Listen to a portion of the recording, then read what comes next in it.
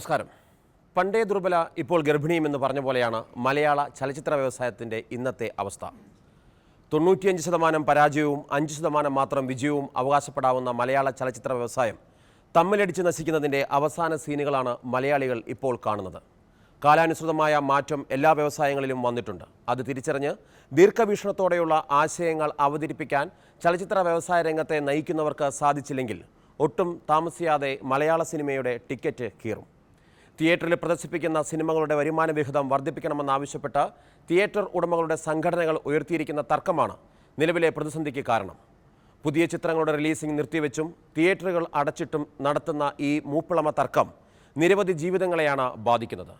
തർക്കവിഷയത്തെക്കുറിച്ച് പഠിക്കാൻ ഒരു സമിതിയെ ഏൽപ്പിക്കുകയും സർക്കാർ തലത്തിൽ ഈ സമിതി റിപ്പോർട്ട് പഠിച്ച് ഒരു പരിഹാരമാർഗം കണ്ടെത്തുകയും ചെയ്യുകയാണ് വിട്ടുവീഴ്ച മനോഭാവത്തിൽ വേണ്ടത്. ചലച്ചിത്ര മേഖലയിൽ എല്ലാവർക്കും സംഘടനകളുണ്ടെങ്കിലും പ്രേക്ഷകർക്ക് മാത്രം സംഘടനയില്ല എന്നതാണോ ഈ പ്രതിസന്ധിക്ക് കാരണം? ഞങ്ങൾക്കും പറയാനുണ്ട്. ഈ ആഴ്ച ചർച്ച ചെയ്യുന്നു. പടം മുടങ്ങാതിരിക്കാൻ നമ്മൾ എന്തു ചെയ്യണം? ശ്രീ ഷാജി നടേശൻ, ചലച്ചിത്ര നിർമ്മാതാവ്; ശ്രീ അഞ്ചൽ വിജയകുമാർ, തിയേറ്റർ ഉടമ; ഭാഗ്യലക്ഷ്മി, സാമൂഹ്യ പ്രവർത്തകയും ചലച്ചിത്രകാരവും; ജയന്തി നരേന്ദ്രനാഥ്, ചലച്ചിത്ര അക്കാദമിയുടെ മുൻ deputy director; V R Gopinath. രണ്ടുപേരും ചെയ്യുന്നത് മലയാള സിനിമ എന്നുള്ള ഒരു വ്യവസായത്തിൽ നിന്നുകൊണ്ടാണ്. ഇത് നിർത്തിവെക്കാതെ വേറെ ഒരു രീതിയിലുള്ള സമരങ്ങളും ഇപ്പോഴത്തെ സാഹചര്യത്തിൽ സാധ്യമല്ലേ?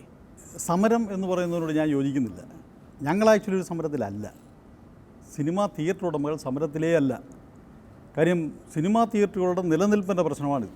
അദ്ദേഹത്തിന് 10% വിഹിതം ഉയർത്തണം എന്ന് പ്രേക്ഷകരെ മറ്റുള്ളവരെയും തെറ്റിദ്ധരിപ്പിക്കപ്പെടുകയാണ് ചെയ്തത്. 10% വിഹിതം ഉയർത്തണമെന്ന് ഞങ്ങൾ എവിടെ ആവശ്യപ്പെട്ടിട്ടില്ല.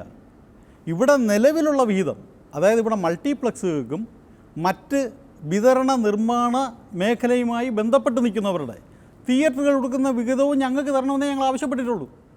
ഞങ്ങൾക്ക് എന്തിൻ്റെ പേരിലാണ് ഈ വിഹിതം കുറയ്ക്കുന്നതെന്നാണ് ഞങ്ങൾക്ക് മനസ്സിലാകാത്തത്. അങ്ങനെയാണ് തർക്കം ഉടലെടുത്തത്.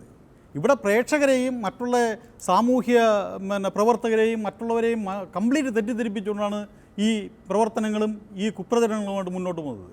കാര്യം ഈ മൾട്ടിപ്ലക്സ് കൊണ്ട് എന്താ നമ്മൾ ഉദ്ദേശിക്കുന്നത്? ഇവിടെ ഇരിക്കുന്ന സാധാരണ പ്രേക്ഷകർക്കെല്ലാം അറിയാം. തീപ്പെട്ടി തിയേറ്റർ, ഞങ്ങളതിനെ തീപ്പെട്ടി തിയേറ്ററുകളെന്നാണ് വിളിക്കുന്നത്. 10, 50, 60 പേർക്ക് ഇരുന്ന് സിനിമ കണ്ടു കഴിഞ്ഞാൽ നിങ്ങൾക്ക് ആർക്കെങ്കിലും പറയാം 50 പേർക്കിരുന്ന് സിനിമ കാണത്തക്ക ഒരു ഹാളിലിരുന്ന് പുലിമുരുകൻ എന്ന സിനിമ കണ്ടാൽ നിങ്ങൾക്ക് ആസ്വദിക്കാൻ പറ്റുമോ? അതോ 500, 600 പേർക്കിരുന്ന് കാണത്തക്ക ഒരു തിയേറ്ററിൽ ഡോൾബി അറ്റ്മോസും ഓരോ 3Dയും ബിഗ് സ്ക്രീനുമായിരുന്ന് കാണുമ്പോഴോ പുലിമുരുകൻ നിങ്ങൾക്ക് കൂടുതൽ ആസ്വദിക്കാൻ പറ്റുന്നത്?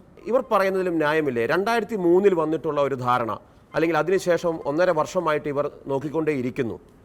ഇവരുടെ ആവശ്യങ്ങളൊന്നും പരിഗണിക്കുന്നില്ല. ഈ ഒരു സാഹചര്യത്തിലല്ലേ അവർ സമരത്തിന് നിർബന്ധിതരായത്? വിജയകുമാരൻ്റെ അടുത്തൊരു പേഴ്സണലായ ചോദ്യം കൂടെ. 60 സീറ്റുള്ള മൾട്ടിപ്ലക്സ് അല്ല, ഇവിടെ 500 സീറ്റുള്ള മൾട്ടിപ്ലക്സുകളുണ്ട് കേട്ടോ. മൾട്ടിപ്ലക്സിനെ നമ്മൾ സപ്പോർട്ട് ചെയ്യുകയോ വില കൂട്ടി കാണുകയൊന്നും ചെയ്യുന്നില്ല. ഇവരെ നമ്മളുമായിട്ട് ഏറ്റവും കൂടുതൽ ബന്ധമുള്ളത് തീർച്ചയായിട്ടും ഫെഡറേഷൻ തിയേറ്ററുകൾക്ക് തന്നെയാണ്. എല്ലാ പ്രൊഡ്യൂസേഴ്സുമായിട്ടും ഡിസ്ട്രിബ്യൂട്ടേഴ്സുമായിട്ടും നല്ല ബന്ധം കാലാകാലങ്ങളിൽ നല്ല രീതിയിൽ കൊണ്ടുപോകുന്നത് തീർച്ചയായിട്ടും ഫെഡറേഷൻ്റെ തിയേറ്റർ തന്നെയാണ്. ഇപ്പോഴും ഇങ്ങനൊരു പ്രശ്നം വന്നപ്പോൾ ഒരു ക്രിസ്മസ് റിലീസുമായിട്ട് ബന്ധപ്പെട്ട് സഡനായിട്ടൊരു തീരുമാനം വന്നു. പല പ്രാവശ്യം അവർ ഉന്നയിച്ചുകൊണ്ടിരുന്നപ്പോൾ ശരി തന്നെയാണ്. ഗവൺമെൻറ് ഒരു സമിതിയെ നിയോഗിക്കാമെന്നും 3 മാസത്തിനകത്ത് ആ സമിതി ഒരു പഠനം നടത്തി എന്താണ് ന്യായമെന്നുള്ള രീതിയിൽ ഇതിന് ഒരു പരിഹാരം കണ്ടെത്താമെന്നുള്ളൊരു നിർദ്ദേശം വന്നിരുന്നു. അതിപ്പോൾ ഇദ്ദേഹത്തിനും അറിയാതെ ആ തീരുമാനം ആരും അംഗീകരിച്ചിട്ടില്ല. അത് ഫെഡറേഷൻ്റെ ഭാഗത്തൊരു ചെറിയ എന്തോ ഒരു വീഴ്ച സംഭവിച്ചിട്ടുണ്ട്. അത് അവർ തുറന്നു പറയാൻ പറ്റാത്ത അവസ്ഥയിലായിപ്പോയെന്ന് എനിക്കറിയില്ല. ഒരു ചെറിയ വിട്ടുവീഴ്ച മനോഭാവം എവിടെയോ വരാതെ പെട്ടുപോയി. അത് തന്നെയാണ് ഇപ്പോൾ ഈ സമരം ഇത്രയും ശക്തമായി പോയത്. പണ്ട് ഈ കല്യാണ മണ്ഡപങ്ങളായിട്ട് കൺവേർട്ട് ചെയ്യപ്പെട്ട സ്ഥലങ്ങളെല്ലാം തിരിച്ച് വീണ്ടും തിയേറ്ററിലേക്ക് വരുന്നെങ്കിൽ തിയേറ്റർ നടത്തിപ്പോൾ അത്ര നഷ്ടകരമായ കാര്യമൊന്നുമില്ല. തിയേറ്റർ ഇപ്പോൾ ലാഭകരമായ അവസ്ഥയിലേക്ക് എത്തിക്കൊണ്ടിരിക്കുകയാണ്. അപ്പോൾ നല്ല തിയേറ്റർ സംസ്കാരം വന്നപ്പോൾ ആൾക്കാർ തിയേറ്ററിലേക്ക് വരികയും ടിക്കറ്റ് ചാർജ് പഴയതുപോലെ 30 രൂപ 40 രൂപ അല്ല, ഇപ്പോൾ 100, 150 ഒക്കെ ആയിട്ടുണ്ട്. ഈ ടേംസ് പണ്ട് വന്നു എന്നുള്ളൊരു ന്യായമാണ് പറയുന്നത്. അതിപ്പോൾ പണ്ടുണ്ടായിരുന്ന ചലച്ചിത്ര നിർമ്മാണത്തിൻ്റെ ചിലവ് പണ്ടുണ്ടായ ചിലവല്ല, അതെല്ലാവർക്കും അറിയാം. ഇപ്പോഴും ഇതിലിപ്പോൾ ഏറ്റവും ഹൈ റിസ്കി മേഖലയിൽ നിൽക്കുന്നത് പ്രൊഡക്ഷൻ കമ്പനികൾ, അതായത് പ്രൊഡ്യൂസേഴ്സ് തന്നെയാണ് ഇപ്പോഴും ഇവിടെ ഏറ്റവും കൂടുതൽ പെയിൻ എടുക്കുന്നത്. ഒരു സിനിമ നഷ്ടമായാൽ തിയേറ്ററുകാർക്ക് ഇപ്പോൾ പടം മോശമായ അപ്പോഴേ മാറ്റി കളിക്കാം. ആ മോശം സിനിമ വർഷങ്ങളോളം അവിടെ അല്ലെങ്കിൽ മാസങ്ങളോളം കളിക്കണമെന്ന് ആരും നിർബന്ധിക്കില്ല, അവർ ചെയ്യാനില്ല. പക്ഷേ ഒരു പടം മോശമായാൽ ആ പ്രൊഡ്യൂസറുടെ കാര്യം കഴിഞ്ഞു. ഇത് നിലനിൽക്കണമെങ്കിൽ, ബിസിനസ് നിൽക്കണമെങ്കിൽ പണം മുടക്കുന്ന ഒരേ ഒരു വിഭാഗം പ്രൊഡക്ഷൻ സൈഡാണ്. അപ്പോൾ കുറച്ച് അനുഭാവം എല്ലാവരും കൂടെ ഒന്ന് സപ്പോർട്ട് ചെയ്ത് കാണിക്കേണ്ടത് പ്രൊഡക്ഷൻ സൈഡിലേക്കാണ്. കഴിഞ്ഞ സർക്കാരിൻ്റെ കാലത്തെ നിർദ്ദേശങ്ങൾ എന്തായിരുന്നു? അതിൽ എന്താണ് വീഴ്ച പറ്റിയത്? കഴിഞ്ഞ സർക്കാരിൻ്റെ കാലത്ത് സിനിമയുടെ സമസ്ത മേഖലയും ഉൾക്കൊള്ളിച്ചുകൊണ്ട് പ്രശ്നങ്ങളും പരിഹാരങ്ങളും ഒക്കെ തീർക്കുന്നതിനായിട്ട് ഒരു നിർദ്ദേശം വെച്ചൊരു കമ്മിറ്റിയാണ് അടൂർ കമ്മിറ്റി. അടൂർ കമ്മിറ്റി എല്ലാ അസോസിയേഷനിലും സിനിമയുടെ എല്ലാ മേഖലയിലുള്ള എല്ലാവരുമായിട്ടും അസോസിയേഷൻ്റെ പ്രധാനമായിട്ടുള്ള എല്ലാ ആൾക്കാരുമായിട്ട് ചർച്ച നടത്തുകയും ആ നിർദ്ദേശങ്ങൾ സ്വീകരിക്കുകയും ഒരു അടൂർ കമ്മിറ്റി റിപ്പോർട്ട് സർക്കാരിലേക്ക് സമർപ്പിക്കുകയും ചെയ്തു. അപ്പോൾ അതിൽ തിയേറ്റേഴ്സിൻ്റെ കാര്യങ്ങളുണ്ട്, നിർമ്മാതാക്കളുടെ പ്രശ്നങ്ങളുണ്ട്, ഡിസ്ട്രിബ്യൂട്ടേഴ്സിൻ്റെ കാര്യങ്ങളുണ്ട്, സിനിമയുടെ സമസ്ത മേഖലയും ഉൾക്കൊള്ളിച്ചുകൊണ്ടായിരുന്നു അന്നത്തെ ആ ഒരു തീരുമാനം. പക്ഷേ അത് സാഡസ്റ്റ് പാർട്ട് എന്ന് പറയുന്നത് അത് തത്വത്തിൽ അംഗീകരിക്കുകയാണ് ചെയ്തത്. ശരിക്കും ഒരു കമ്മിറ്റി ഒരു വിഷയത്തെക്കുറിച്ച് പഠിച്ച് റിപ്പോർട്ട് കൊടുത്താൽ അത് തത്വത്തിൽ അംഗീകരിക്കുകയല്ല വേണ്ടത്, അത് ഇംപ്ലിമെൻറ്റ് ചെയ്യുകയാണ് ചെയ്യേണ്ടത്, നടപ്പിലാക്കുകയാണ് ചെയ്യേണ്ടത്. ശരിക്കും പറഞ്ഞിട്ടുണ്ടെങ്കിൽ അടൂർ സാറായിരുന്നു ആ കമ്മിറ്റിയുടെ ചെയർമാൻ. അപ്പോൾ അത് തത്വത്തിൽ അംഗീകരിക്കുകയല്ല, അത് ഒന്നുകൂടെ പുനഃപരിശോധിക്കണം, അത് ഇംപ്ലിമെന്റ് ചെയ്യണം. എല്ലാവരും ഒരുമിച്ച് നിൽക്കേണ്ട ഒരു രംഗമാണിത്. ഇത്തരമൊക്കെ തർക്കങ്ങൾ വരുന്നു. യഥാർത്ഥത്തിൽ ഇതിൻ്റെ പ്രശ്നം കിടക്കുന്നത് എവിടെയാണ്? ഈ തിയേറ്റർ ഉടമസ്ഥർ അധികം പേരുണ്ടാവില്ല നിർമ്മാതാക്കളായിട്ട്. കാരണം അവർക്ക് നന്നായിട്ടറിയാം ഒരു നിർമ്മാതാവിൻ്റെ ബുദ്ധിമുട്ട് എന്താണ്. എത്രയോ തൊഴിലാളികളെ വെച്ചുകൊണ്ട് അവർ ജോലി ചെയ്യുന്നു, അവർക്ക് വേതനം കൊടുക്കുന്നു, പല പല പ്രതിസന്ധികൾ നേരിടുന്നു. ഇതെല്ലാ പ്രശ്നങ്ങളും അറിയാവുന്നവരാണ് ഈ തിയേറ്റർ ഓണേഴ്സ് എന്ന് പറയുന്നത്. എന്നിട്ടും യാതൊരു ശാരീരിക അധ്വാനവുമില്ലാതെ ഒരു കസേരയുടെ മുമ്പിൽ ഇരുന്ന് കൊണ്ട് തനിക്ക് ഒരു തിയേറ്റർ, അതായത് 6 കോടി രൂപ 10 കോടി രൂപ മുടക്കി ഒരു തിയേറ്റർ പണിതാൽ ഒരു മുതലാളിയായി. അതേസമയം ഒരു സിനിമ എടുക്കുക എന്ന് പറയുന്നത് ഇന്നത്തെ ഒരു കാലാവസ്ഥയിൽ എങ്ങനെ പോലും ഒരു 10 കോടി 15 രൂപ കൂടിയാണ് ഒരു നല്ലൊരു മൾട്ടി സ്റ്റാർ സിനിമ എന്ന് പറയുന്നത് ഉണ്ടാകുക. സാധാരണ ആർട്ടിസ്റ്റുകൾ ചെയ്യുന്ന ഒരു സിനിമകൾ പോലും ഒരു 3 കോടി 4 രൂപയിൽ കൂടുതൽ നടക്കുന്നില്ല. അതേസമയം ഷാജി പറഞ്ഞ പോലെ തിയേറ്ററിൽ വന്ന് 2-ാം ദിവസം കളക്ഷൻ കുറവാട്ടോ എടുത്തു മാറ്റുക. ഒരിക്കലും ഒരു ഡെയിലി കളക്ഷൻ റിപ്പോർട്ട് എന്ന് പറയുന്ന ഒരു സംഭവം ഇപ്പം ഇല്ല. പണ്ട് അതുവഴി കുറേ വെട്ടിച്ചിരുന്നു. പിന്നെ ഒരു ക്ഷേമനിധി ബോർഡ് മെമ്പർ എന്നുള്ള സ്ഥാനത്ത് ഞാനിരുന്ന് ഒരുപാട് ഇതിൻ്റെ കള്ളത്തരങ്ങൾ അറിഞ്ഞിട്ടുണ്ട്.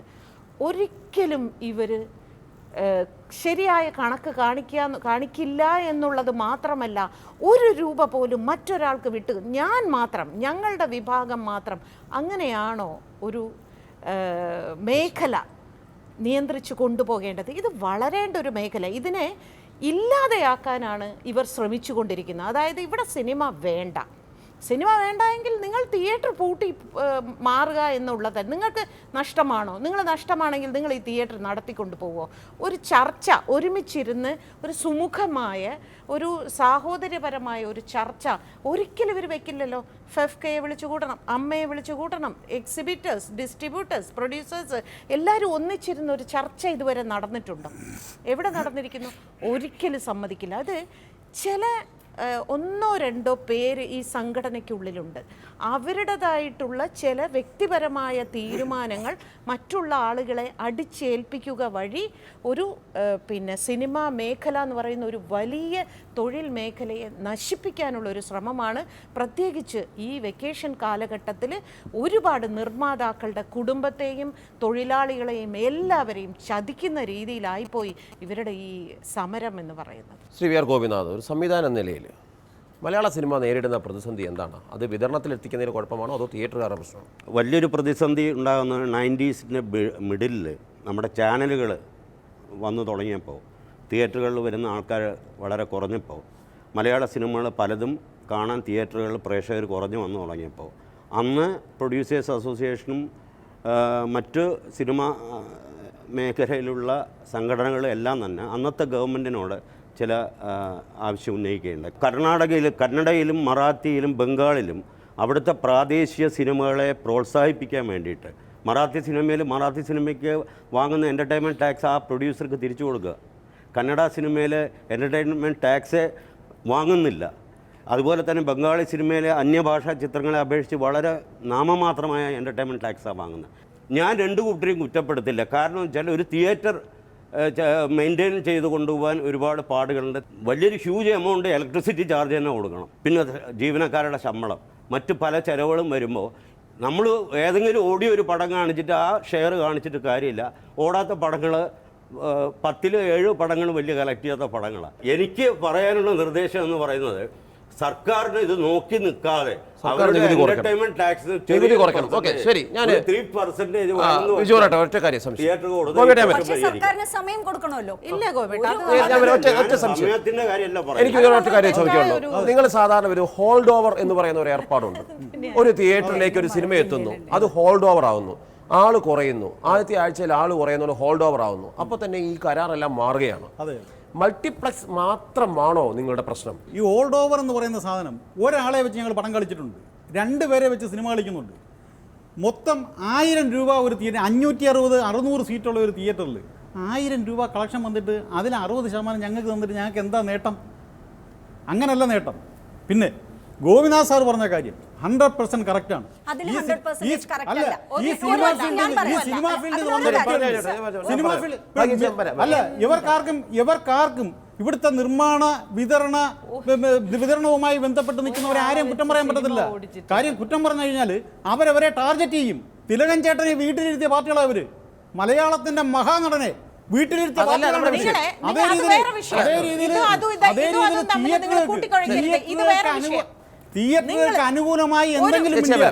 തിയേറ്ററുകാർക്ക് അനുകൂലമായി എന്തെങ്കിലും മിണ്ടിയാൽ നാളെ ഇവർ വീട്ടിയിരിക്കേണ്ടി വരും. തിയേറ്ററുകാരുടെ ദുസ്ഥിതി ഇപ്പൊ ഒന്ന് മനസ്സിലാക്കിക്കോണം. ഇത് ഒരു വലിയ വിഷയത്തിലേക്കാണ് നമ്മൾ പോകുന്നത്. ഇവിടെ ഇരിക്കുന്ന ഓരോ പ്രേക്ഷകരും ചിന്തിക്കാനുള്ളത്, നിങ്ങൾ 100 രൂപയ്ക്ക് സിനിമ കാണണോ, 500 രൂപയ്ക്ക് സിനിമ കാണണോ, 15 രൂപ വിലയുള്ള പോപ്കോൺ മേടിക്കണോ, 100 രൂപയ്ക്ക് പോപ്കോൺ മേടിക്കണോ എന്നുള്ളതാണ് ഇന്നത്തെ ചിന്താ വിഷയം. ടിക്കറ്റിംഗ് മിഷന്റെ കാര്യം പറഞ്ഞതുപോലെ ഇതൊരു വൻ ഗൂഢാലോചനയുടെ ഫലമാണ്. കേരളത്തിൽ 300 സ്ക്രീൻ, ഈ തീപ്പെട്ടി സ്ക്രീൻ, കേരളത്തിൽ 300 തീപ്പെട്ടി സ്ക്രീൻ കൊണ്ടുവരാനായിട്ട് ഇവർ പ്ലാൻ ചെയ്തിട്ടുണ്ട്. ഇവിടുത്തെ സിംഗിൾ തിയേറ്ററുകളെ നശിപ്പിക്കുക, ഇവിടുത്തെ ഓഡിയൻസിനെ, മൊത്തം ഓഡിയൻസിനെ കോർപ്പറേറ്റ് സംസ്കാരത്തിലോട്ട് തിരിച്ചുവിടാൻ അതിനുള്ള ശ്രമമാണ് ഇവിടെ നടക്കുന്നത്. അതിനുള്ള ടാർഗറ്റ് അവർ ഒരുങ്ങി കഴിഞ്ഞു. ഈ തിയേറ്ററുകളെ പൂട്ടിക്കുക എന്നുള്ളതാണ് ഇവരുടെ ലക്ഷ്യം. അതായത് ഓരോ പ്രേക്ഷകനും, ഇവിടെ ഇരിക്കുന്ന ഓരോ പ്രേക്ഷകനും 500 രൂപ കൊടുത്ത് ഇനി പടം കാണാൻ പറ്റും. വെറുതെ എന്തെങ്കിലും പറയരുത്. ഇവിടെ ഒരാളെ വെച്ച് ഇന്ന് വരെ ഒരു തിയേറ്ററും സിനിമ കളിച്ചതായിട്ട് ചരിത്രമില്ല. സിനിമാ തിയേറ്ററിൽ പോയി സിനിമ കണ്ടിട്ടില്ല. ഭാഗ്യലക്ഷ്മി സിനിമാ തിയേറ്ററിൽ പോയി സിനിമ കണ്ടിട്ടില്ല.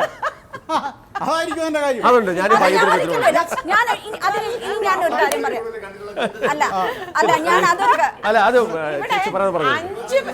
ഞാൻ കയറിയിട്ടുണ്ട്.